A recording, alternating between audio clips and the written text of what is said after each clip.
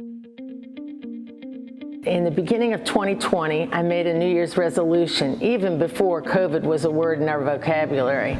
And what I decided was every week in 2020, I would go and write a letter to somebody that I knew and just start to get connected. I realized just how great it was to write a letter and how great it was to receive a letter.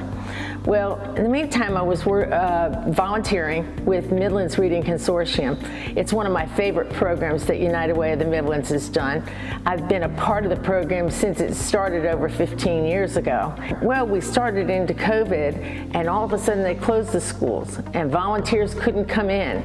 And all of a sudden I was missing the kids terribly, because at the time I was volunteering with 5 different children that spring of 2020.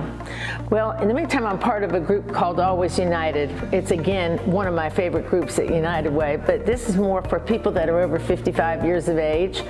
We volunteer, we do activities socially, but as well as those that make a real impact in the community. And that's when I came up with the idea of, wait a second, can I combine letter writing with helping the children out in the schools?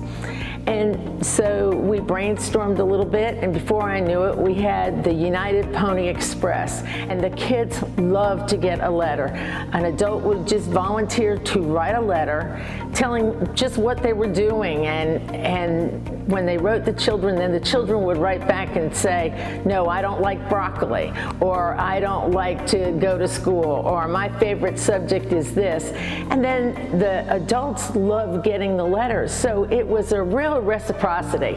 You know what? One of the things that I learned since I made that New Year's resolution 2 years ago was to go and say what a difference a letter can make in somebody's life. This year I'm going to need 200 people to go and volunteer to write letters.